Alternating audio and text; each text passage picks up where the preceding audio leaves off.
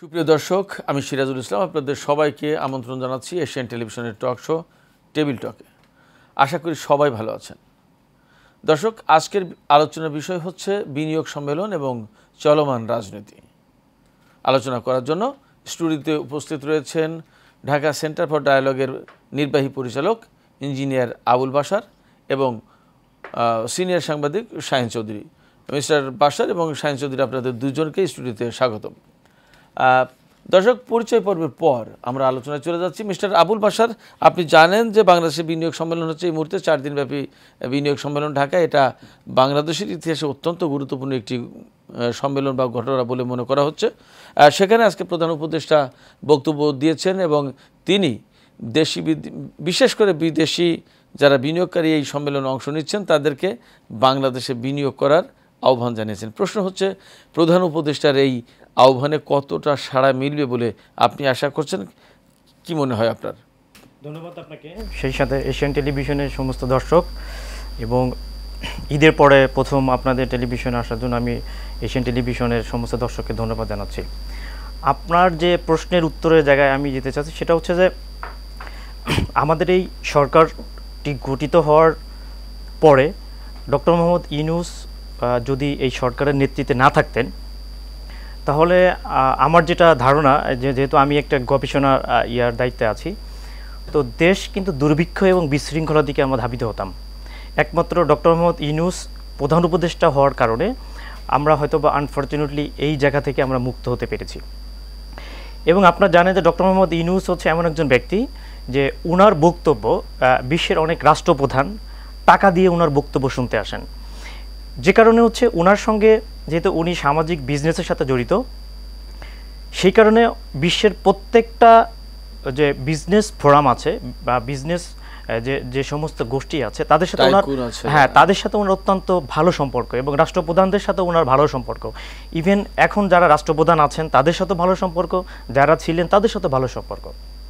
এখন প্রশ্নটা হচ্ছে, ডক্টর মোহাম্মদ ইউনূস উনি হয়তোবা আপনার টেম্পোরারি একটা কারিশম্যাটিক আমাদের সামনে দেখাতে পারছেন, কিন্তু আমার ব্যক্তিগত অভিমত এটা আসলে ইন দ্য লং রান এটার কোনো ভিজিবিলিটি বা এটার পজিটিভ কোনো কিছু আসবে না। কারণটা হচ্ছে যে আপনাকে প্রথমত একটা জায়গাতে যেতে হবে, সেটা হচ্ছে আপনার দেশের political stability. It is most important for every country, same for Bangladesh. আপনি এখন জানেন, আপনি হয়তোবা এটা একটা অনুষ্ঠানের মাধ্যমে আপনি হয়তোবা সাময়িক আমাদেরকে উৎফুল্ল দিচ্ছেন বা সাময়িক একটা বাহবা বলতে পারেন বা সাময়িক একটা আশা সঞ্চার করতে পারেন, কিন্তু ইন দ্য লং রান এটার কিন্তু কোনো খুব একটা পজিটিভ কোনো কিছু আসবে না। কারণ কি জানেন, আমরা যেহেতু বিভিন্ন দেশে বিদেশে আমি অনেক ধরনের ইয়ার সাথে জড়িত আছি, তারা কিন্তু জানতে চায় যে আগামী নির্বাচনটা কখন হবে এবং কোন টাইপের গভর্নমেন্ট বাংলাদেশের রাষ্ট্রীয় ক্ষমতা আসবে। যে কারণে আপনি যখন একটি বিদেশি বিনিয়োগ যারা করে তাদের বিনিয়োগটা কিন্তু হিউজ পরিমাণে হয় এবং তারা যখন জানতে পারে যে এই দেশের পলিটিক্যাল স্টেবিলিটি খুব একটা না, তখন তারা হয়তোবা প্রধান উপদেষ্টার আহ্বানে বা তার যে কারিশম্যাটিক বিষয়ের কারণে তারা আসছেন, কিন্তু সেই অনুপাতে যদি আমি গত 6 মাসে দেখি আমাদের কিন্তু বড় ধরনের কোনো বিনিয়োগ আমরা কিন্তু সেভাবে দেখতে পারি নাই। সো আমাদের ওই জায়গাতে যেতে হবে।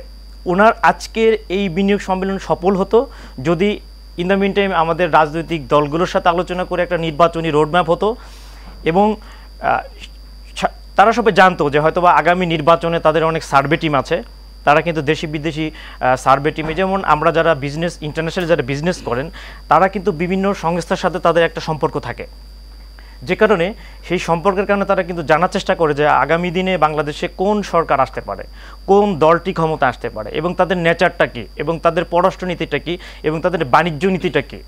এখন ধরেন বিএনপি বলেন বা অন্যান্য দল বলেন, এখন তাদের বাণিজ্য ক্ষেত্রে তাদের যে নীতিগুলা সেটা ইন্টারন্যাশনালি তারা কী ধরনের পদক্ষেপ নিতে পারে। যেমন আওয়ামী লীগ ছিল, তাদের কিন্তু বাণিজ্য নীতিটা কিন্তু একরকম ছিল, বিএনপির বাণিজ্য নীতি কিন্তু আওয়ামী লীগের সাথে কোনো মিল নাই।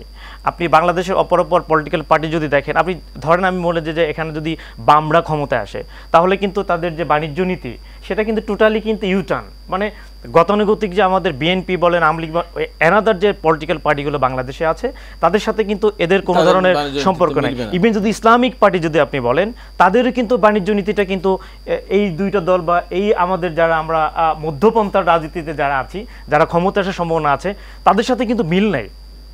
সো আপনাকে এখানে ভাবতে হবে যে আগামী দিনে কোন সরকারটি রাষ্ট্র ক্ষমতায় অধিষ্ঠিত হবে, সেটাকে তারা কিন্তু অবজার্ভ করার পরে কিন্তু তারা বিনিয়োগ করতে পারবে।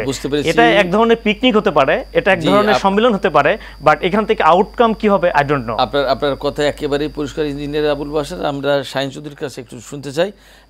আপনি নিশ্চয়ই শুনেছেন, খেয়াল করেছেন, আবুল বাশার কিন্তু আলোচনার ভেতরে কয়েকটা প্রসঙ্গ টেনেছেন। একটা হচ্ছে যে রাজনৈতিক স্থিতিশীলতা, তারপরে সরকারের কোন ধরনের সরকার আসছে, নির্বাচনী রোডম্যাপ ইত্যাদি ইত্যাদি। তো সেক্ষেত্রে আমরাও এই প্রশ্নই করতে চেয়েছিলাম আপনার কাছে যে বিনিয়োগ আকৃষ্ট করার জন্য বাংলাদেশে আসলে এই মুহূর্তে কেমন পরিবেশ বিরাজ করছে বলে আপনার মনে হয়? যেরকম পরিবেশ আসলে বিনিয়োগ পাওয়ার জন্য বা আনার জন্য দরকার তা কি আছে, এবং তা যদি না থেকে থাকে বা এই ব্যাপারে আরও কি কি করা উচিত? শাহিন চৌধুরী। ধন্যবাদ আপনাকে, ধন্যবাদ আপনার মাধ্যমে এশিয়ান টিভির দর্শকদেরকে ধন্যবাদ। গুরুত্বপূর্ণ বিষয় একটি আলোচনা অবতারণা করার জন্য আপনাকে ধন্যবাদ। আসলে এই বিনিয়োগ সম্মেলন বাশার ভাই বলেছেন যে এটি খুবই গুরুত্বপূর্ণ। এই সম্মেলনটা দরকার ছিল এজন্যই আমি একটু ব্যাকগ্রাউন্ডে যাই যে গত 15 বছর 15.5 বছর যে শাসনটা ছিল, সেই শাসনটা ছিল এটাকে বলতে পারেন লুটেরা তন্ত্র, মাফিয়া তন্ত্র। কোন সময়ের মধ্যে 28 লক্ষ কোটি টাকা বিদেশে পাচার হয়েছে। উনি বলেছেন যে ডক্টর ইউনূস যদি এই সময় হাল না ধরতেন এতদিন হয়তো দুর্ভিক্ষ হতো, মানে আওয়ামী লীগ পাওয়ারে থাকলে হয়তো দুর্ভিক্ষ হতো। কেন দুর্ভিক্ষ হতো? এই যে ডক্টর ইউনূস হাল ধরার কারণে যে রেমিটেন্স ফ্লোটা যেভাবে বেড়েছে, সেই ফ্লোটা কিন্তু শেখ হাসিনার শেষ সময় কিন্তু প্রায় বন্ধ হয়ে গেছিল। কারণ আস্থার অভাব, যে আমার টাকাটা দেশে গেলে আমি পাবো কিনা, আমার হাতে থাকবে কিনা, সেই কারণে। তো সেই কারণেই এই বিনিয়োগ সম্মেলনটা খুবই গুরুত্বপূর্ণ। এখানে আমি আরও অতীতে যাই, আমি যদি শেখ মুজিবের শাসনামলে যাই 3.5 বছরের, সেই সময় কিন্তু আপনাদের মনে আছে যে 3.5 বছরে আমরা একটা খেতাব পেয়েছিলাম, সেটা কিন্তু তলাবিহীন ঝুরির খেতাব। এবং 74 সালে দুর্ভিক্ষে 4 লাখ মতান্তরে 5 লাখ লোকের প্রাণ গেছে। তো দেশ কিন্তু এই 15 বছরে ওই দিকেই নিয়ে যাওয়া হয়েছিল। সুতরাং এই বিনিয়োগ সম্মেলনটা আমি মনে করি খুবই গুরুত্বপূর্ণ। এবং একটা বিষয় আমি বাশার ভাইয়ের সঙ্গে একটু দ্বিমত পোষণ করি। উনি বলেছেন যে এটা বোধহয় একটা পিকনিক পার্টির মতো হতে পারে। আমি সেটা মনে করি না। কেন? আপনি বোধহয় জানেন যে ইতিমধ্যেই একটি বিদেশি ব্যাংক $1 বিলিয়ন ইনভেস্ট করার কমিটমেন্ট ইতিমধ্যেই দিয়েছেন। তারপরে ইউরোপিয়ান একটি কান্ট্রি নারায়ণগঞ্জে ইতিমধ্যে একটা জায়গা আইডেন্টিফাই করেছেন, সেখানে তারা ইপিজেড করবেন, তারা রপ্তানিমুখী হেভি ইন্ডাস্ট্রি করবেন। এবং আজকে একটা কোম্পানিও মনে হয় খুব বড় রকম একটা চুক্তি থেকে আছে সম্ভবত। শুধু তাই না, সাউথ কোরিয়া আজকে কিন্তু চিফ অ্যাডভাইজারের সঙ্গে মিটিং ছিল, প্রধান উপদেষ্টার সঙ্গে, তারাও এখানে বড় ধরনের বিনিয়োগ করতে চায়। সুতরাং আমি মনে করি না যে এটা হবে। এবং আজকে হলো আনুষ্ঠানিক উদ্বোধন হলো, আরও কালকেও আছে। কালকের পরে হয়তো সরকারের পক্ষ থেকে আনুষ্ঠানিকভাবে জানানো হবে যে কত বিলিয়ন ডলার আমরা বিনিয়োগের প্রস্তাব পেলাম। এটা হলো তখন আমরা আনুষ্ঠানিকভাবে জানতে পারবো। আনুষ্ঠানিকভাবে জানতে পারলে হবে কি, আলোচনাটা করা আরও সুবিধা হবে। হ্যাঁ, তবে আপনি আরেকটা কথা যেটা বাশার ভাই বলেছেন যে রাজনৈতিক পরিস্থিতি, আপনি প্রশ্ন করেছেন যে বিনিয়োগের জন্য সহায়ক কি না। এই প্রশ্ন যদি বলেন যে আমি এখনো পর্যন্ত বলি যে না, শতভাগ সহায়ক না। কিন্তু গত 3 মাস আগে যে পরিস্থিতি ছিল তার চেয়ে এখন কিন্তু অনেক বেটার। এবং আমরা আশা করছি যে এই সরকার যে উদার নীতি তারা দেখাচ্ছেন, এটা আমি মনে করি দেখানো উচিত না।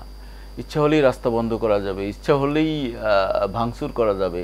আজকে গাজা নিয়ে ফিলিংস কার নেই?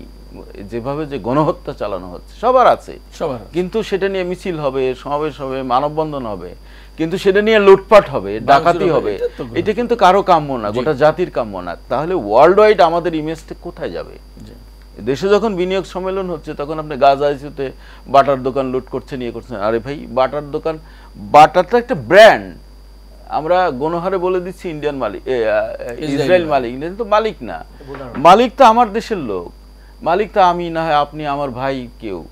এটা হলো একটা ব্র্যান্ড, এই ব্র্যান্ডের আমি এইখানকার ওনার এবং ইনভেস্টমেন্ট আমার এবং কর্মচারী আমার। এবং এই বাটা ব্র্যান্ড যদি আমার ইসরায়েলি পণ্য বলে মনে হয়, তো আমি গভর্নমেন্টের কাছে বা সুনির্দিষ্ট অথরিটি আছে তাদেরকে বলতে পারি যে এই জিনিস আমাদের দেশে চলতে পারে না, এটা ব্যান্ড করে, কিন্তু তাই বলে তো লুটপাট আমি লুটপাট করতে পারি না।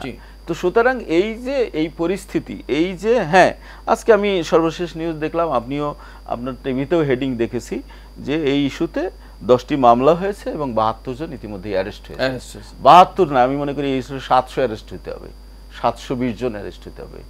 হোয়াই? কারণ আমি ইসরায়েলের পণ্য বলে আমি বাটা কি আর নাম কোকোকলা এই সমস্ত কোম্পানি লুটপাট করব। ভাঙচুর আর লুটপাট কিন্তু এক জিনিস নয়। না, আপনি বলছেন যে বাটা আপনার পছন্দ না, তাহলে বাটার জুতাটা কেন আপনি নিয়ে যাচ্ছেন লুট করে? তার মানে আপনার ইল মোটিভ আছে। এখানেও কিন্তু রাজনীতি আছে। কি রাজনীতি আছে সিরাজ ভাই? আপনি জানেন যে এই যে আওয়ামী লীগ যে পালিয়ে গেছে, পালিয়ে গিয়েও কিন্তু তারা যায় নাই, তারা বিভিন্ন নামে আসছে। এই আওয়ামী লীগ এখানে আনসার সেজে আসছে, আপনার মনে আছে? জি, রাজপথ দখল করেছে। আওয়ামী লীগ এখানে সংখ্যালঘু সেজে রাজপথ দখল করেছে। দেখা গেল যে এখানে 10% সংখ্যালঘু না, কিন্তু তারা রাজপথ দখল করছে। আওয়ামী লীগ এখানে ইসকন সেজে তিলক পরে রাজপথে নেমেছে কেন? অস্থিরতা সৃষ্টি করার জন্য। আজকে ফাইন্ড আউট করেন, এই যে লুটপাট হয়েছে, দেখেন এর ভিতরে যুবলীগ ছাত্রলীগের কর্মীদেরকে পাবেন, তারা এটার সঙ্গে তারা আবার হিজবুত তাহরি সেজেও কিন্তু এসেছিল, সেটাও কিন্তু আমরা দেখেছি। মানে সুতরাং এই ব্যাপারে সরকারের সতর্ক থাকতে হবে।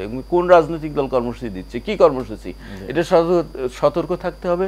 এবং এই আমি মনে করি যে এত উদারনীতি হলে এই বিনিয়োগের পরিবেশ সৃষ্টি করা যাবে না।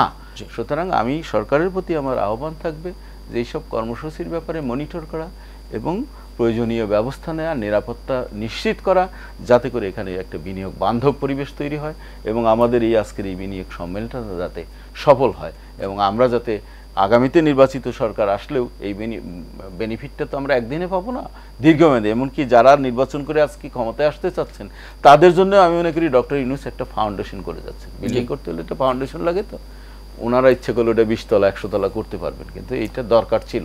আমি এটাকে মনে করি যে এটা যৌক্তিক। জি, শাহিনুদ্দিন আপনাকে ধন্যবাদ। ইঞ্জিনিয়ার বাশার, আমি আপনার কাছে আর একটা প্রশ্ন রেখে, এই প্রশ্নটা রেখে মূলত আমরা একটু বিরতিতে যাব। বিরতি থেকে ফিরে এসে আপনার সাথে আলোচনা করব, আপনার কাছ থেকে আলোচনা শুনবো। সে প্রশ্ন হচ্ছে যে এই যে বলছেন আপনি যে নির্বাচিত সরকার না হলে বিনিয়োগের পরিবেশ খুব ভালো একটা পাওয়া যাবে না, বা এই সম্মেলন অনেকটা পিকনিক পার্টিতে পরিণত হয়ে যাবে এবং রাজনৈতিক স্থিতিশীলতা ফিরে আসবে না। কিন্তু দেশের অনেক মানুষ আজকাল এরকম বলছে যে কোনো রাজনৈতিক দল নয়, কোনো নির্বাচন না, 5 বছর ডক্টর ইউনূস ক্ষমতায় থাকুন, এর ভেতর দিয়ে দেশ ভালো হবে। এই ব্যাপারে আপনি কি বলবেন? এই প্রশ্নের উত্তর শুনব। বেশ গুরুত্বপূর্ণ একটা অংশ মনে করছে, জনগণের একটা অংশ মনে করছে যে ডক্টর ইউনূস নির্বাচন সব বাদ, ডক্টর ইউনূস অন্তত 5 বছর ক্ষমতায় থাকুন, তাতেই বাংলাদেশের স্থিতিশীলতা ফিরে আসবে এবং বাংলাদেশ যেখানে যাওয়ার স্বপ্ন দেখে সেখানে যেতে পারবে। কি বলবেন আপনি? আপনি কি দ্বিমত করতে পারবেন এর সাথে? অবশ্যই দ্বিমত পোষণ করব, কারণ ওটা হচ্ছে যে আপনি তারা যারা শাহিনবার একটা কথার কথা উত্তর আমি দিতে না পারলে নয়। বিনিয়োগ হচ্ছে আসলে 2 ধরনের বিনিয়োগের। একটা হচ্ছে আপনি যদি শর্ট টার্ম, লং টার্ম। আমাদের এই মুহূর্তে বাংলাদেশে যেটা প্রয়োজন, লং টার্ম এবং শর্ট টার্ম দুইটাই। যদি আপনি অর্থনীতির যে ব্যারোমিটারে যদি আপনি এখন বাংলাদেশের যে অবস্থা, কারণ বাংলাদেশের সামনে আগামী দিনে অনেকগুলো চ্যালেঞ্জ আছে। এখন এগুলো বাদ দিয়ে যদি আপনি কুতর্ক করেন, তর্ক তো 2 ধরনের, একটা হচ্ছে তর্ক, একটা হচ্ছে কুতর্ক।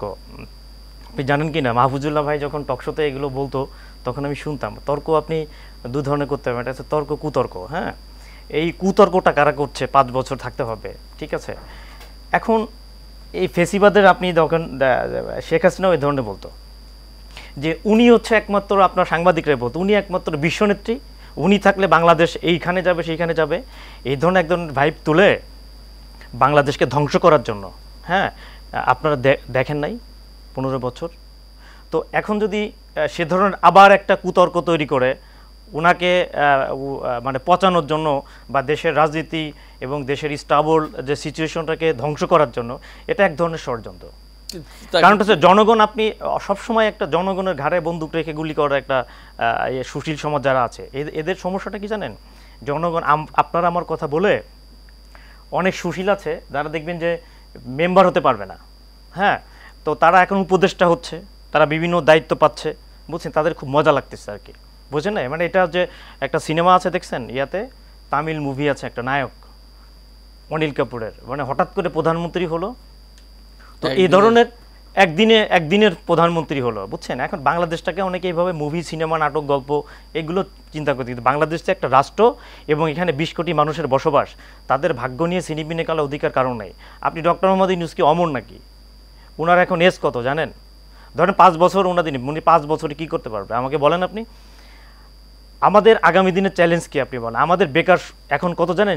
শিক্ষিত বিয়া, আপনি আমাকে বলেন তো, যে আপনি শাহিন ভাই বললো যে $100 বিলিয়ন, বা আমাদের এবার রেমিটেন্স আসছে $300 মিলিয়ন এক মাসে, সেখানে বিনিয়োগ হচ্ছে মাত্র $100 মিলিয়ন, তো 1 বিলিয়ন, হ্যাঁ, তো যাই হোক আর কি, তো $100 কোটি, এইটা তো আমাদের দেশের এখন যে অর্থনীতি, সে অর্থনীতিতে খুবই সামান্য পরিমাণ। এর চেয়ে আমাদের যে ভিতরের অর্থনীতি, এটা হচ্ছে একটা দেশের মেন চালিকা শক্তি। তো আমাদের এখন শিক্ষিত বেকার কত জানেন? সেটা প্রতিনিয়ত আমাদের বেকারের সংখ্যা বাড়ছে। আগামী দিনে ধরেন আপনি দেখেন, আপনি যদি কানাডাতে আপনি যখন একটা চাকরি জবের জন্য ইন্টারভিউতে যান, আপনার প্রথম কিন্তু এআই আপনাকে ইন্টারভিউ নেয়। বাংলাদেশ এখন চিন্তা করে মানে আমরা চাকরি পাচ্ছি না, ওইখানে তো দূরের কথা। এখন এই বিশাল জনগোষ্ঠী এবং আমাদের আগামী দিনের এই যে শিক্ষিত যে যুবক যারা আছে, হ্যাঁ, এবং আপনি গার্মেন্টস শিল্প যদি বলেন এবং অন্যান্য আমাদের যে বিজনেস যেগুলো আছে, এগুলো কিন্তু আগামী দিনে আমাদের সামনে অনেক চ্যালেঞ্জ আছে। আপনি সেগুলোকে যদি ফাইন্ড আউট না করে, একটা একটা করে যদি ফাইন্ড আউট না করে, সমাধান যদি না করার জন্য আপনি শুধু চিন্তা করছেন যে না ডক্টর ইউনূসকে রেখে আমি এখন যে উপকারটা পাচ্ছি, তো ডক্টর ইউনূস তো আপনার অমর না। তো আপনাকে দেশের দীর্ঘমেয়াদী পরিকল্পনা করতে, আমাদের দেশের মানুষের সমস্যাটা কি জানেন? মানে আমি এখন আপনাকে যদি এখন আমি বিরিয়ানি দিই, আপনি বলবেন যে হ্যাঁ আমি এখন খুব ভালো আছি, কিন্তু আগামীকাল আপনি কি খাবেন সেটা নিয়ে কিন্তু আপনার চিন্তা, আপনার কিন্তু কোনো চিন্তা নেই। যারা এই কথা বলছে যে ডক্টর ইউনূসকে রাখতে হবে, এই সমস্ত নির্বাচন দরকার নেই, এই যে ডক্টর ইউনূসের প্রতি এই যে আস্থা, এই আস্থা কেন বিএনপির প্রতি আসছে না বা রাখছে না? এখন আপনি আসলে প্রবলেমটা হচ্ছে কি, মানে ওই ঘুরে ফিরে একই কথা, মানে বিএনপিকে ঠেকাতে হবে।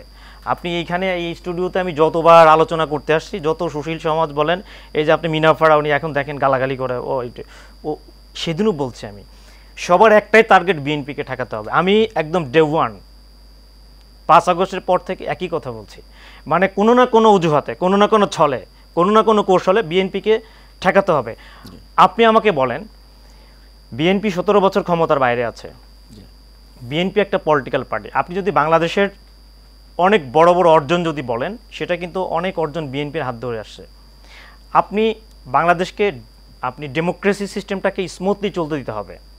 এ ধরনের কুতর্ক, এ ধরনের ষড়যন্ত্রমূলক কথা বলে বাংলাদেশকে যদি আপনি ডিপলিটিসাইজ করার চেষ্টা করেন, এবং যারা পলিটিক্স না করে ক্ষমতা লোভী, ক্ষমতার ভাগ নিয়ে তারা যে ধরনের কার্যকলাপে লিপ্ত হচ্ছে, আপনি যদি আমাকে বলেন যে একজন ছাত্র সমন্বয়ক, হ্যাঁ, উনি টকশোতে লাইভে বলছে যে আমার বাবা 10,000 টাকা চাকরি করতো, আমার ওই এলাকাতে আমার সবচেয়ে পুরনো টিনের ঘরটা আমার, এবং ওটা ধসে পড়ে গেছে। সে এখন প্রাডো গাড়ি নিয়ে 200 হুন্ডা নিয়ে সে এখন শোডাউন করছে। আপনি আমাকে বলেন তো, যে এই ধরনের যারা মনে করেন হঠাৎ করে, আপনার আছে না যে হঠাৎ প্রেমে পড়লে কে হঠাৎ কবি হয় না, হঠাৎ ডাক্তার, এগুলোর গল্প জানেন না? তো এই কিছু মানুষ হচ্ছে হঠাৎ ক্ষমতা নেওয়ার জন্য এ ধরনের কুতর্ক করতে চায়। আপনাকে ডেমোক্রেসির যে মূল জায়গার, আপনি দেখেন ব্রিটিশ গণতন্ত্র বলেন, মার্কিন বা ওয়েস্টার্ন গণতন্ত্র যদি বলেন, একজন স্বৈরশাসক যত ভালো কাজই করুক না কেন তাকে অ্যাকসেপ্ট করে না। আপনি তাই যদি আপনি জানেন, আপনি অনেক দিন ইরানে ছিলেন, লিবিয়ার মোহাম্মদ গাদ্দাফি, উনি তো তেল খাবার মানুষের দোরগোড়ায় ঘুম থেকে উঠে দেখতেন যে আপনার প্রতিদিনের খাবারের জিনিস আপনার ঘরের, আপনার ডোরের সামনে আছে। তাহলে গাদ্দাফিকে স্বৈরশাসক কেন বলতো? এই ধরনের স্বৈরতান্ত্রিক কথাবার্তা যারা আমরা বলছি এবং সেটাকে যারা সমর্থন করছি, এটা কিন্তু আসলে অগ্রহণযোগ্য এবং এটা দেশের জন্য ইন দ্য লং রান এটা কিন্তু খুব ক্ষতিকর। কারণ আপনি যদি চিন্তা করে দেখেন গত 5-6 মাসে যদি দেখেন অনেক ধরনের আপনার দুর্নীতি, যেটা কিন্তু হচ্ছে প্রধান উপদেষ্টা কন্ট্রোল করতে পারছে না, এবং একটা বিশৃঙ্খল একটা উচ্ছৃঙ্খল একটা একটা একটা একটা শ্রেণী এবং একটা প্রজন্ম কিন্তু তৈরি হচ্ছে আপনার অজান্তে আপনি, এবং এটা আগামী দিনে কন্ট্রোল করা কিন্তু খুবই ডিফিকাল্ট। আপনি ধরেন ভাই বলছে অনেক বিনিয়োগ হচ্ছে, আমি মানলাম।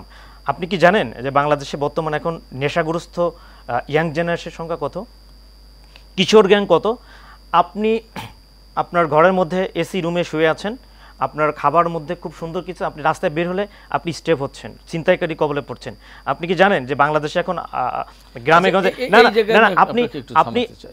আপনি এখন একটা শ্রেণীকে আপনি বিনিয়োগ, আপনি এই যে বিনিয়োগের জন্য আপনার গ্রামের মানুষের জন্য, যারা কৃষক, যারা যে লোকটা ভ্যান চালাচ্ছে, যে লোকটা শ্রমিক, তার জীবনের কি মান উন্নয়ন হচ্ছে?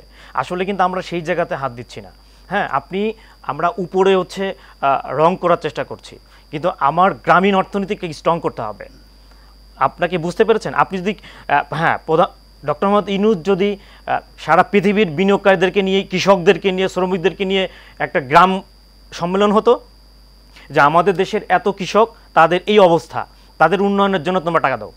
আমার কৃষক আজকে তারা টাকার জন্য, আপনার দলের কি বিএনপির কি এই ধরনের কোনো প্ল্যান প্রোগ্রাম আছে? ঠিক একদম আপনি যে পয়েন্ট সেই পয়েন্টে যদি এখানেই বলছি আমি, আপনি জানেন কি না জনাব তারেক রহমান অত ব্যক্তিগত, উনি 3-4 ঘন্টা উনি ঘুমান, বাকিটা উনি কাজই করেন। এবং বিএনপি আগামী দিনে ক্ষমতা আসলে রাষ্ট্র কিভাবে চলবে, আমাদের অর্থনীতি কিভাবে হবে, আমাদের কৃষি অর্থনীতি কীভাবে হবে, এগুলো নিয়ে কিন্তু হিউজ কাজ করা হচ্ছে, এবং সেগুলোর কর্মসূচি আপনার এই সংক্ষেপে আমি বলতে পারবো না, এবং সেটা ব্যাপক একটা বিপ্লব নিয়ে বিএনপি আগামী দিনে আসবে। এই জন্য আপনাকে পলিটিক্যাল গভর্নমেন্ট আপনাকে ফর্ম করতে হবে। ধরেন আমি আপনাকে তর্কের জন্য ধরে নিলাম যে বিএনপির উপরে আপনি আস্থা রাখতে পারছেন না, আপনি বিএনপিকে আগে আপনাকে অবজার্ভ করতে হবে যে আসলে বিএনপি নির্বাচিত হওয়ার পর রাষ্ট্রীয় ক্ষমতা যদি জনগণ তাদেরকে ম্যান্ডেট দেওয়ার পর বিএনপির পারফর্ম কী ধরনের হোক তারা করতে পারছে, সেটার উপর ডিপেন্ড করে বাংলাদেশে তো আরও অনেক রাজনৈতিক দল আছে, আপনি তাদেরকে ভোট দিয়ে নির্বাচিত করবেন, কোনো অসুবিধা নেই। তো এখানে কিন্তু বিএনপি বলছে না যে আমি কিয়ামত পর্যন্ত ক্ষমতা থাকবো। বুঝতে পেরেছি আমি। তো আপনাকে এই ধরনের কুতর্ক থেকে, এটা হচ্ছে আমি আজকে আপনাদের এই ধরনের কুতর্ক যারা করছে, তারা আলটিমেটলি বাংলাদেশকে ষড়যন্ত্র এবং ধ্বংসের দিকে নিয়ে যাওয়ার জন্য তার এক ধরনের কথা বলছে। এটা আমাদের জন্য খুবই ধন্যবাদ ইঞ্জিনিয়ার আবুল বাশার, আপনাকে ধন্যবাদ। শাহীন চৌধুরী, ইঞ্জিনিয়ার বাশার বারবারই দাবি করেছেন যে এই যে বিএনপির উপরে আস্থা না রাখার ব্যাপারটা, এটা অনেকটা কুতর্ক, এবং তারপরেও আমার প্রশ্ন থেকে যাচ্ছে আপনার কাছে, এই প্রশ্নের উত্তর আপনার কাছ থেকেও আমি খুঁজতে চাই যে আসলে বিএনপির উপর কেন অনেকে আস্থা রাখতে পারছে না? এটা কি নিতান্তই আসলেই কুতর্ক এবং ষড়যন্ত্র, নাকি মাঠের বাস্তবতা? আপনার অভিজ্ঞতা, আপনার জানা বোঝা মতে কি মনে হয়? ধন্যবাদ। এবং এই অবস্থাটা তৈরি হলো কেন? ধন্যবাদ। আসলে এই অবস্থা তৈরি হলো কেন সেটা আমি বলছি। আর বিএনপির উপর আস্থা রাখতে পারছে না এটা আমি বিশ্বাস করি না। আমি মনে করি যে এখনো বিএনপি বাংলাদেশের 1 নম্বর রাজনৈতিক দল এই মুহূর্তে মাঠে, সুতরাং বিএনপির উপর আস্থা রাখবে না কেন? হ্যাঁ, আপনি প্রশ্ন তুলছেন যে তাহলে 5 বছর ডক্টর ইউনূসকে রাখার ব্যাপারে কেন জনমত আসছে, বা সোশ্যাল মিডিয়াতেই এটা বেশি আসছে, এটা কিন্তু এমনি নর্মাল মিডিয়াতে আসছে না। এটা কেন আসছে, এটা আমি যদি একটু অ্যানালাইসিস করি তাহলে বুঝবেন যে গত 15.5 বছরে নির্বাচন নামক এই শব্দটাকে প্রহসনে পরিণত করা হয়েছে। শেখ হাসিনা একটা নির্বাচন করছে, অটো পাশের নির্বাচন, 153 জন বিনা প্রতিদ্বন্দ্বিতায় ভোটে পাস। পৃথিবীর ইতিহাসে আমাদের দেশের সরকার গঠন করতে লাগে 151টা আসন, 153টা বিনা প্রতিদ্বন্দ্বিতায়। তার মানে অলরেডি তাহলে এটা কি ইলেকশন হলো বুঝলেন? পরের যে ইলেকশনটা 18 ইলেকশন, যেখানে বিএনপি যোগদান করলো, সেই ইলেকশনটা বিএনপি অনেক আশা নিয়ে যোগদান করেছিল, কিন্তু সেই ইলেকশনটা কি হলো? রাতের ভোট। এটার নতুন নিউ ডাইমেনশন, দিনের বেলা যায় দেখা হলো ভোট রাতে হয়ে গেছে। আচ্ছা, আর সর্বশেষ নির্বাচন যেটা আমি ডামি, একই দলের প্রার্থী, একই দলের প্রতিদ্বন্দ্বী, আমি ডামির নির্বাচন। তাহলে নির্বাচন শব্দটা কিন্তু হাস্যকর হয়ে গেছে। এই যে 5 বছর কেন মানুষ নির্বাচন বিমুখ হয়ে গেছে, নির্বাচনকে ত্যক্ত করা হয়েছে, নির্বাচন থেকে মানে কি বলবো তেতো করে ফেলা হয়েছে। এই কারণেই কিন্তু কথা উঠছে, মানুষ কি বলে, মানে যে ডক্টর ইউনূসকে 5 বছর থাকতে বলে। কেন বলে? মানুষ যখন কোনো লোক যদি সাগরে ডুবে যায় খড়কুটা পেয়ে ধরে হলেও বাঁচার চেষ্টা করে, তারা মনে করছে যে এই মুহূর্তে ডক্টর ইউনূস আসছে, দেশ কিছুটা স্থিতিশীল হচ্ছে। গত রমজানে আপনি খেয়াল করেছেন গত 10 বছরের মধ্যে এইরকম দ্রব্যমূল্য এত সহনশীল ছিল না, এটাকে মানুষ খুব পজিটিভলি নিয়েছে। এই সমস্ত কারণেই মানুষের এই প্রত্যাশা, কিন্তু এই প্রত্যাশা কিন্তু শেষ না। এইটা যাতে না হয় সেজন্য বিএনপিকে, আপনি যেটা ওনাকে প্রশ্ন করেছিলেন যে হ্যাঁ বিএনপিকে তো এইসব প্রচারে আসতে হবে যে আমরা কি কি করব।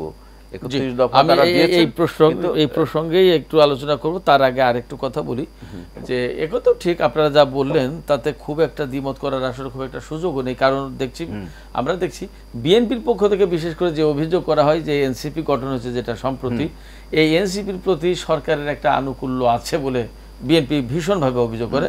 আমার মনে হয় ইঞ্জিনিয়ার আবুল বাশারও এমনই কথা বলতে চান। তো সেই ক্ষেত্রে নির্বাচনের ব্যাপারে কিন্তু একদম এনসিপির পরিষ্কার একটা অবস্থান আমরা দেখতে পাচ্ছি। তারা ঘোষণা দিয়েছেন এরই মধ্যে যে তারা 300 আসনে নির্বাচন করবেন, এবং 300 আসনে নির্বাচন করার প্রশ্ন কিন্তু সেই রকম সময়ে আসে যখন কেউ নির্বাচনটাকে যথেষ্ট সন্নিকটে বলে মনে করে। ফলে তাদের পক্ষ থেকেও, যাদের ব্যাপারে বিএনপির অভিযোগ অর্থাৎ সরকারের খুব কাছের, তাদের ব্যাপারেও তাদের পক্ষ থেকেও এরকম ঘোষণা আছে। তার মানে ধরে নেওয়া যায় যে নির্বাচনের ব্যাপারে তারাও আগ্রহী। সেক্ষেত্রে সোশ্যাল মিডিয়ায় কি আসছে আমার মনে হয় সেটা খুব একটা গুরুত্বপূর্ণ পড়ে না। বাট আপনার কথা খুব ইম্পর্টেন্ট যে এই যে কথাগুলো ঘুরছে তারও কিন্তু একটা প্রভাব আছে। সেক্ষেত্রে বিএনপি কি জবাব দেবে না দেবে ইঞ্জিনিয়ার আবুল বাশাররা জানবেন। আমার অন্য প্রশ্ন আছে এখানে, নির্বাচনের কথা যখন এলোই, বিএনপি কতটা প্রস্তুত নির্বাচনের জন্য? এবং আমরা সেই এনসিপি থেকে শুরু করে আজকে গণ অধিকার পরিষদের পক্ষ থেকে ঘোষণা দেখলাম যে তারাও 300 আসনে নির্বাচন করবে, এবং অলরেডি বাংলাদেশ জামায়াত ইসলামী 300 আসনে তাদের প্রার্থী ঘোষণা করে ফেলেছে, কোথায় কোন প্রার্থী নির্বাচন করবে। বিএনপির পক্ষ থেকে কি প্রস্তুতি, আপনারা কি করছেন, কি ভাবছেন, এবং এই ধরনের ঘোষণা কবে দেবেন আপনারা, নাকি শুধু নির্বাচনী রোডম্যাপটাই কনফার্ম করতে চান? ধন্যবাদ আপনাকে। আসলে বিএনপি হচ্ছে এমন একটি রাজনৈতিক দল, আপনি যদি বিএনপিকে 15 দিনের মধ্যে যদি নির্বাচনে অংশগ্রহণ করতে বলেন, বিএনপি সেটা প্রস্তুত। এবং বিএনপির প্রত্যেকটা সিটে একাধিক ক্যান্ডিডেট, আপনি জানেন যে তারা কিন্তু যে কোনো মুহূর্তে নির্বাচন করার জন্য ক্যাপাবল। তারা এ ব্যাপারে বিএনপির কোনো সমস্যা নেই। এবং বিএনপির ভারপ্রাপ্ত তারেক রহমান সহ আমাদের দলের অগণিত রিসার্চ টিম আছেন, আমাদের দলের স্থায়ী কমিটির আছেন, আমাদের দলের অনেক শুভাকাঙ্ক্ষীরা আছেন, আপনি জানেন। তারা কিন্তু এ ধরনের কার্যকলাপের সাথে, মানে এই নির্বাচন নিয়ে কথা হচ্ছে তা না, এটা কিন্তু বিএনপি তার জন্মের পর থেকে। এবং শহীদ রাষ্ট্রপতি জিয়াউর রহমান, আপনি জানেন যে উনি যখন একটি জেলার প্রেসিডেন্ট সেক্রেটারি নির্বাচন করতে গেলেও কিন্তু উনি এসিআর তৈরি করতেন। হ্যাঁ, তৈরি করার পরে তারপর তাদের সাথে উনি বসতেন, বসার পর উনি কে হবেন প্রেসিডেন্ট সেক্রেটারি সবাইকে নিয়ে উনি করতেন। এটা বিএনপির জন্মলগ্ন থেকে। আপনি জানেন কি না, বিএনপি কিন্তু একটি গণতান্ত্রিক দল, হয়তোবা অনেক ক্ষেত্রে আপনি বিএনপির অনেক বলতে পারেন, কিন্তু বিএনপি শহীদ রাষ্ট্রপতি জিয়াউর রহমান উনি কিন্তু প্রত্যেকটা কমিটি, প্রত্যেকটা জায়গাতে কিন্তু উনি নির্বাচনের মাধ্যমে নেতা নির্বাচিত করার জন্য উনি সবসময় কাজটি করতেন, এবং সেটা দলের মধ্যে সবসময় সেই প্র্যাকটিসটা চলে আসছে। এবং বিএনপির যারা ক্যান্ডিডেট, আপনি জানেন যে আমাদের গত 18 নির্বাচনের সময় আমাদের প্রত্যেকটা সিটে অনেক ক্যান্ডিডেট ছিলেন এবং এখনও আছেন, এবং অনেক ক্যান্ডিডেট আরও ধরেন এখন মাঠে আছে, তারা কাজ করছেন, জনগণের মাঝে চলছে। কিন্তু এখন প্রশ্নটা হচ্ছে যে এখন ফেসবুকটা হয়ে গেছে কি বুঝছেন, আহেলে ফেসবুক। হ্যাঁ, আচ্ছা, হ্যাঁ, এখন হচ্ছে আহেলে ফেসবুক। আমি এই জন্য বলছি যে এখন বিএনপির বিরুদ্ধে মানে মিডিয়াকে ব্যবহার করার জন্য ফেসবুকটাকে ব্যবহার করছে, এবং এটা কারা করছে, কি করছে, এগুলো আমরা কিন্তু জানি। এই জায়গায় তো আপনাদের বিরুদ্ধে আর একটা অভিযোগ আছে। বলেন কি অভিযোগ? সামাজিক যোগাযোগ মাধ্যমে আপনাদের কোনো অ্যাক্টিভিটি নেই। না, মিডিয়াতে আপনাদের ভালো কোনো অ্যাক্টিভিটি নেই। হ্যাঁ, এটাও কি? হ্যাঁ, অবশ্যই। সেটা আপনি যদি বলেন তাহলে হয়তো বিএনপির সেভাবে মিডিয়াতে যে ধরনের অ্যাক্টিভিটিস থাকার কথা সেটা নাই, কিন্তু মিডিয়া সেল, বিএনপির যে মিডিয়া সেল, সেটা তারা প্রতিনিয়ত কাজ করছে। কিন্তু প্রবলেমটা হচ্ছে কি, এখন আমাদের অনলাইন মিডিয়াটা এত বিশৃঙ্খলা, কোনটা সত্য কোনটা মিথ্যা। যেমন আজকে একটা নিউজে শুনলাম যে আমার অফিসের ইয়াতে যে ফখরুল ইসলাম আলমগীরের ছেলে, এটা আমি বললাম যে ওনার ছেলে কোথেকে আসলো। তো এই যে জনগণের মাঝে, হ্যাঁ, জনগণের মাঝে এই ধরনের মিথ্যা প্রোপাগান্ডা, আপনি এই যে কথা বললাম, আমি আপনাকে প্রুফ দিতে পারবো। আমার অফিসে একজন আমাকে বলছে এটা, আমি বলছি ওনার ছেলে কোত্থেকে আসলো। মানে এই যে এখন বাংলাদেশের মিডিয়ার কোনো নিয়ন্ত্রণ নাই, যে যার মতো যা ইচ্ছা সেটা করছে। আপনি সামাজিক যোগাযোগের মাধ্যমে কোনটা যে এআই দিয়ে করা, কোনটা আসলে সঠিক, এটাই তো আপনি বুঝতে পারবেন না। তো আমাদের সমস্যাটা হচ্ছে কি, আমি এর আগে কথায় বলছিলাম যে আমাদের এখন যে বিশৃঙ্খল প্রজন্মগুলো তৈরি হচ্ছে, এই বিশৃঙ্খল প্রজন্মগুলো নিয়ে আপনি যদি কাজ না করেন শাহিন ভাই, আপনি যত এই ইনুস আর 10 ইনুস বসায় দেন, কোনো লাভ হবে না। আমি আপনাকে এখানে বলে যাচ্ছি, আপনি বাংলাদেশে কিশোর গ্যাং কত লক্ষ্য আছে এটা জানেন? এই মাদকের যে ভয়াল গ্রাস, আপনি গ্রামে যান, আপনি ফেন্সিডিল বলেন, বিভিন্ন ধরনের ইয়াবা, আজকে স্কুলের বাচ্চারা মাদক নিচ্ছে। এই যে সমন্বয়ক একটা শ্রেণী, যাদেরকে আপনি এই যে তারা এখন বিভিন্ন জায়গাতে যারা ডিসিএসপির উপরে যারা নেতামি করতো, আপনি এখন কি বিএনপি ক্ষমতা আসলে কি তাদের সাথে কি সংঘর্ষ হবে না? তো আপনি প্রত্যেকটা জায়গাতে আপনি এই যে বিশৃঙ্খল প্রজন্ম তৈরি হচ্ছে, এই জায়গাতে যদি আপনি কাজ না করেন, তাহলে কিন্তু এই দেশ নিয়ে আপনি যতই কথা বলেন না কেন, আপনি এই ইনুসের 5 বছর না, আপনি আরো 10 বছর দিতে পারেন, দেশের মধ্যে কোনো শৃঙ্খলা আসবে না, আপনি নিশ্চিত থাকেন। এখন আপনি এই যে দ্রব্যমূল্যের কথা বলছেন, বিভিন্ন রকম, শুনেন, বাণিজ্য উপদেষ্টা বশির সাহেব আসার পরে উনি কিছু কিছু বিষয় এগুলো আমরা জানি, কিন্তু প্রবলেমটা হচ্ছে যে এগুলোর আগামী দিন থেকে আর একটা বিশৃঙ্খলা চলে সব ক্ষেত্রে, যে এটার যে আপনার স্টাবল আছে এটা নেই। আবার এই যে আপনার সবজির দাম কিন্তু বেড়ে গেছে আবার, কারণটা কি, ভরা এই ঈদটা গেছে সে ভরা সবজির মধ্যে, হ্যাঁ, এখন দেখেন আপনি আবার সবজির দাম বেড়ে গেছে, এটা কন্ট্রোল করতে পারবেন না। কারণটা হচ্ছে, শোনেন, প্রত্যেক জায়গায় বিশৃঙ্খল যে পরিবেশ, এই যে আমাদের মানসিকতা, আমরা মানুষ, আমাদের প্রত্যেকটা জায়গার মানুষের মধ্যে আমাদের যদি দায়িত্বশীল না হই আমরা, তাহলে কিন্তু আপনি যতই যা কিছু করেন দেশের ওই জায়গাতে আমাদের কাজ করতে হবে। আপনি শুধু সম্মেলন করে আর এগুলো করে এগুলো দেশে কোনো ইঞ্জিনিয়ার আবুল বাশার যা বলছেন বারবার ঘুরে ফিরে যে কথা, সেটা হচ্ছে যে বিএনপি অনেকটা অপপ্রচারের শিকার। বিএনপি এখনও সামাজিক যোগাযোগের মাধ্যম বা অনেক কিছুর ভেতর দিয়ে মাধ্যমে ষড়যন্ত্রের শিকার ইত্যাদি ইত্যাদি। আপনার কাছে কি মনে হয় যে বিএনপি আসলে অপপ্রচারের শিকার, এবং অপপ্রচারের শিকার যদি হয়েই থাকে, তো বিএনপির মতো এত বড় একটা দল এরকম ভিকটিম হয়ে থাকবে কেন? রাইট, আপনি সঠিক বলেছেন। আপনার এই প্রশ্নটা ঠিক জবাব দেওয়ার আগে বাশার ভাইয়ের 2টা কথা আমি একটু খণ্ডন করে নিই। কারণ বাশার ভাই 2টি কথা বলেছেন, যে একটি যে বিএনপি একটি গণতান্ত্রিক দল, এবং জিয়াউর রহমান তিনি যত কমিটি করেছেন সবসময় কাউন্সিলের মাধ্যমে এবং ভোটের মাধ্যমে কমিটি করেছেন। আমি ওনার সঙ্গে শতভাগ একমত। শুধু তাই নয়, জিয়াউর রহমানই সংবিধানে পঞ্চম সংশোধনী পাস করে বহুদলীয় গণতন্ত্র এবং সব দলের রাজনৈতিক অধিকার দিয়েছিলেন। কিন্তু আজকে সেই বিএনপিকে আমি বলি, বিএনপি জাতীয় কাউন্সিল হয় না কত বছর যাবত? বিএনপির ভেতরে দলের আছে, গণতন্ত্রের চর্চা আছে। বিএনপি জেলা কমিটি কিভাবে হয় উনি জানেন বাশার ভাই? এখান থেকে ঘোষণা দেওয়া হয় যে নারায়ণগঞ্জ জেলা কমিটি অমুক সভাপতি অমুক সেক্রেটারি। তো বিএনপি দলের ভেতরে তো গণতন্ত্রের চর্চা আনতে হবে। সেইটা কিন্তু সেই জিয়াউর রহমানের বিএনপি, সেই বিএনপি আছে কিনা এটা কিন্তু আপনাদের মূল্যায়ন করা উচিত। গেল এক। তারপরে আপনি আসলেন কি অপপ্রচার। হ্যাঁ, অপপ্রচার তো হচ্ছেই, কেন হবে না? আজকে মিডিয়াতে গত 15 বছরে কাদের ইনভেস্টমেন্ট, মিডিয়াতে নিয়ন্ত্রণ কাদের? আওয়ামী লীগের নিয়ন্ত্রণ, ফ্যাসিস্টদের। টেলিভিশনগুলো লাইসেন্স কে দিয়েছে? এবং এই টেলিভিশনে যখন রিক্রুট করা হয়েছে 20 বছর আগে, কোষ্ঠী পাথর দিয়ে যাচাই করে আওয়ামী লীগ কিনা মানে প্রো ইন্ডিয়ান কিনা এটা দেখে দেওয়া হয়েছে, তারাই তো রয়ে গেছে 2-4 জন ছাড়া। বিএনপি তো এদিকে গুরুত্ব দেয়নি। আপনি একটা কথা বলতেছিলেন ইয়ের সময়, মানে বিরতির টাইমে, যে হ্যাঁ বিএনপি কিন্তু মিডিয়ার প্রধানদের নিয়ে এ পর্যন্ত বসেও নাই 7 মাসে। আসলেও বসেনি। আপনি তো এই একটা টেলিভিশনের আপনি হেড অফ নিউজ, আমি আপনাকে ডেকেছি কিনা আমার জানা নেই। উনি বললেন যে মিডিয়া সেল কাজ করছে। বিএনপির যে মিডিয়া সেল, সেই সেলে কি কাজ হচ্ছে এবং কোন ধরনের সাংবাদিক ওখানে কাজ করে আমরা জানি। ভাই এটা বলতে চাই না, এটা বললে আরও বাড়বে। আপনি যেটা বলছেন যে হ্যাঁ অপপ্রচারের শিকার, শতভাগ অপপ্রচারের শিকার, এবং এইটাকে থেকে বিএনপিকে বেরিয়ে আসতে হবে।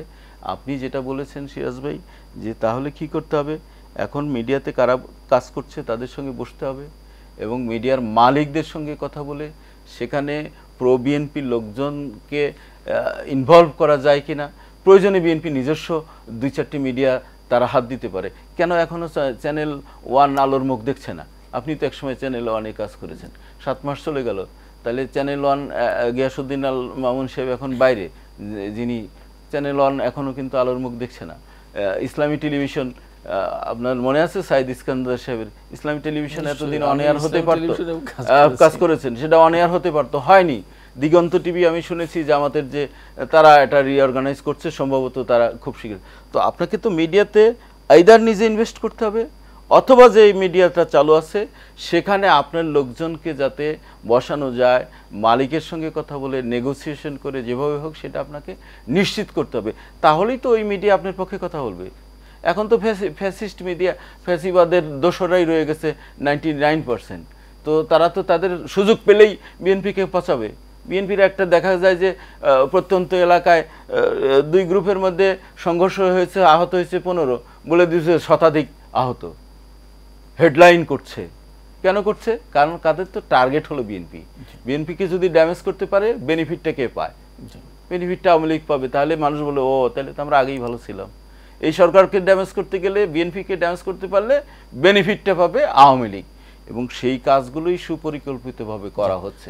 আপনি যেহেতু এই বিষয়টা গবেষণা করেন, একটু থামাতে চাই, সেটা হচ্ছে যে আপনি যখন ফ্যাসিস্টের দোসর ইত্যাদি ইত্যাদি প্রসঙ্গ আনলেন তখন আমার একটা মনে প্রশ্ন জাগে, প্রশ্নটা করতে চাই ইঞ্জিনিয়ার আবুল বাশারকে।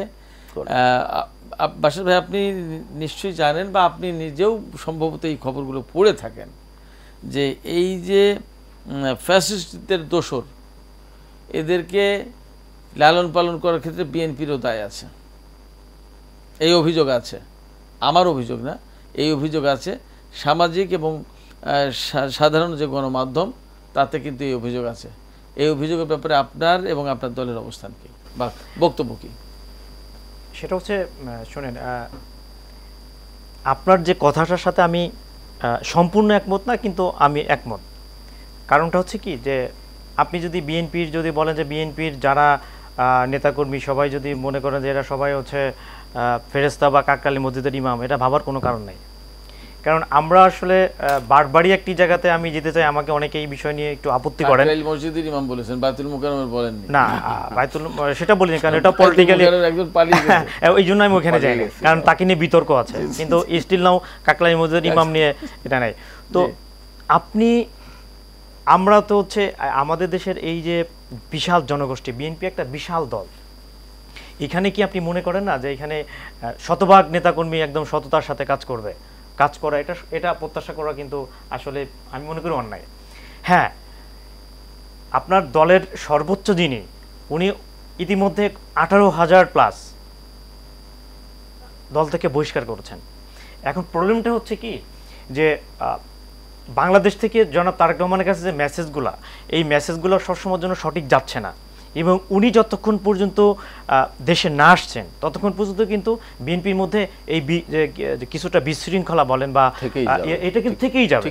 এটা কিন্তু আমি আমার যেখানে বলার জায়গা, আমি লাইভে আমি বলতে পারছি না, কিন্তু আমি সে জায়গাতে নক করেছি, বারবার করার চেষ্টা করছি, এবং আমার একজন খুব ঘনিষ্ঠ এখন লন্ডনে আছেন, আমি তার সঙ্গে কালকে কথা বলেছি যে এই জায়গাতে আমাদের কাজ করতে হবে, তাছাড়া কোনো উপায় নেই। কারণ আপনি জানেন ইতিমধ্যে কিন্তু আমাদের দলের অনেক কাজ হচ্ছে, আমাদের যে ডাটাবেস তৈরি হচ্ছে এবং আমাদের ফর্ম পূরণ করা হচ্ছে, সেটার মাধ্যমে আপনার একদম যখন আগামী দিনে তারেক রহমান দল পরিচালনা, রাষ্ট্র পরিচালনা করবেন, তখন কিন্তু দল এবং রাষ্ট্র দুই দিকে থাকবে, এবং উনি ঢাকায় বসে একটা ওয়ার্ডের নেতাকর্মী কি করছেন সে তথ্য উনি পাবেন। কিন্তু এর জন্য আমাদেরকে অনেক কাজ করতে হবে। যে জিনিসটা এখন হচ্ছে যে যেহেতু উনি দেশে নেই, সেহেতু ওনার এখানে অনেক হ্যান্ডস আছে। আপনি যদি মনে করেন যে 1-2 মানুষ, বিএনপি একটা বিশাল দল, ওনার সঙ্গে হাজারো নেতাকর্মী, হাজারো শ্রেণীর মানুষের সাথে, উনি বিশ্ববিদ্যালয়ের শিক্ষকদের সাথে কথা বলেন, উনি সাংবাদিকদের সাথে কথা বলেন, এভাবে প্রতিনিয়ত আমি আপনাকে বলেছি আগে, উনি 4 ঘন্টা 3 ঘন্টা ঘুমান, এবং বাকি সময়টা উনি কিন্তু দলের পিছনেই কাজ করছেন। জি, বুঝতে পেরেছি। সো আমাদেরকে এজন্য আপনার এই আলোচনা থেকে আমার অন্য একটা প্রশ্ন এসেছে এবং আমরা আলোচনা একদম শেষ পর্যায়ে, সেই কারণে আপনাকে আর সময় দিতে পারছি না, আপনি কিছু মনে করুন না। আপনার আলোচনা থেকে আমি শাহিন চৌধুরীর কাছে সেই প্রশ্নটার উত্তর খুঁজবো। সেটা হচ্ছে যে এই যে দল ক্ষমতায় যায়নি, অর্থাৎ বিএনপি ক্ষমতায় যায়নি, ইঞ্জিনিয়ার বাসার তথ্য মতে 18,000 বহিষ্কার। এই বহিষ্কারগুলো হয়েছে মূলত এই কারণে যে মানে ব্যক্তি স্বার্থ বা আওয়ামী দোসরদের পুনর্বাসন বা তাদেরকে ক্ষমতায় রাখা বা তাদেরকে লালন পালন করা বা তাদের কাছ থেকে সুবিধা নিয়ে তাদেরকে সমাজে টিকে রাখার চেষ্টা, এরকম। তো এগুলো হলো বিএনপি যখন ক্ষমতায় যায়নি তখনকার পরিস্থিতি। যখন ক্ষমতায় যাবে তখন এই প্রবণতা বাড়বে কিনা আশঙ্কাটা কিন্তু ওই জায়গায়। আপনার কি মনে হয় শাহিন চৌধুরী? খুব সংক্ষেপে শেষ করবো এবং আপনার এই আলোচনার মাধ্যমে আমরা আজকে টক শো শেষ করব। ধন্যবাদ, আপনি ভালোই বলেছেন। বাশার ভাই যে তথ্যটা দিলেন যে সংগঠন বিরোধী কার্যকলাপ বা ফ্যাসিস্টদের আশ্রয় দেওয়া বা চাঁদাবাজি ইত্যাদি কারণে বিএনপি 18,000 এ পর্যন্ত বহিষ্কার করছে। যাই হোক, এই ফিগারটা অনেক বড় ফিগার, আমি এটা জানতাম না, কিন্তু পত্রপত্রিকায় যে নিউজ এসছে বিভিন্ন জেলা কমিটি বিভিন্ন কমিটির বহিষ্কার সব মিলিয়ে আমাদের 7 মাসে আমার যেটা মনে হয় যে খুব বেশি হলে 7 মাসে 700-800 বা 1500-1600 বহিষ্কার হতে পারেন, এর বেশি হন নাই। কিন্তু ওনার কাছে 18,000 বহিষ্কারের একটা ইনফরমেশন হচ্ছে বিগ থিং। তাহলে তো দলই থাকে না, মানে বলতে গেলে 18,000 বহিষ্কার তো কম কথা না 64 জেলায়। তো যাই হোক, তো এখন আপনি যেটা হ্যাঁ সেটাই হবে। ধন্যবাদ, আমিও সেটাই ভাবেছি যে 1800 হবে। আমারও হিসেবে 1500-1600 বহিষ্কার হয়েছে গত 7 মাসে, কিন্তু 18,000 যে বিক্রি। ওকে, থ্যাংক ইউ। হ্যাঁ 1800, তাহলে ইটস ওকে। আর আপনি যেটা মূল প্রশ্ন করেছেন যে ক্ষমতায় গেলে কি হবে, হ্যাঁ সেটা হলো ক্ষমতায় গেলে অনেকেই মনে করছে যে এই প্রবণতা বাড়বে, কিন্তু আমি এখানে পজিটিভ দেখতেছি। কেন দেখছি? এখন যারা এইসব অনিয়মের সঙ্গে জড়িত তারা মনে করছে ক্ষমতায় যাই কি না যাই এখন একটা কিছু করি, তখন কিন্তু এই লোকটাই থেমে যাবে। এটাকে অনেকেই মনে করে ক্ষমতায় গেলে বাড়বে, আমি মনে করি থেমে যাবে। ওকে, আমার পার্টি তো ক্ষমতায় আছে, আমি আজ হোক কাল হোক 5 বছরের জন্য ক্ষমতায় আছে, আমি কিছু না কিছু বেনিফিট পাবো। এবং তখন কিন্তু তার এই অনৈতিক কর্মকাণ্ড অপরাধ প্রবণতা আমি মনে করি কমে যাবে। এবং উনি যেটা সবচেয়ে বড় কথা বলেছেন যে দলনেতা তারেক রহমানের কাছে ইনফরমেশনটা সঠিকভাবে পৌঁছছে না। উনি দেশে আসার পরে আমি মনে করি যে তার কন্ট্রোলিংটা যেভাবে শতভাগ হবে, এখন সেটা শতভাগ নাই বলেও এই অন্যায়গুলো হচ্ছে। আমি এই কথাটাই বলতে চাইছিলাম যে অনেকে বলেন, আমাদেরও তো ব্যক্তিগতভাবে অনেকের সাথে অনেক আলোচনা হয়, তখন এই কথাটা ফিরে আসে, বারবার ঘুরে ফিরে আসে যে বিএনপির ভারপ্রাপ্ত চেয়ারম্যান তারেক রহমান সাহেব দেশে ফিরলে পরিস্থিতি অনেকটাই পাল্টে যাবে এবং তার অবস্থান এখন একেবারেই মানে দেশ গঠনের জন্য, দলের জন্য, বাট ব্যক্তির জন্য নয়। অর্থাৎ ব্যক্তির চেয়ে দল বড়, দলের চেয়ে যে দেশ বড়, এই স্লোগানটাকেই সামনে রেখে তিনি কাজ করবেন। দর্শক, আমরা আজকের আলোচনা এখানে শেষ করছি। আপনারা সবাই ভালো থাকবেন এবং আমরা আশা করি যে দেশ গঠনের ব্যাপারে আগামী দিনে যে দল বা যারাই ক্ষমতায় আসুন, দেশ গঠনের ব্যাপারে তারা এই যে 24-এর বিপ্লবের যে চেতনা, এই চেতনাকে বিশেষভাবে ধারণ করবেন। আপনাদের সবাইকে অনেক অনেক ধন্যবাদ, সবাইকে শুভকামনা।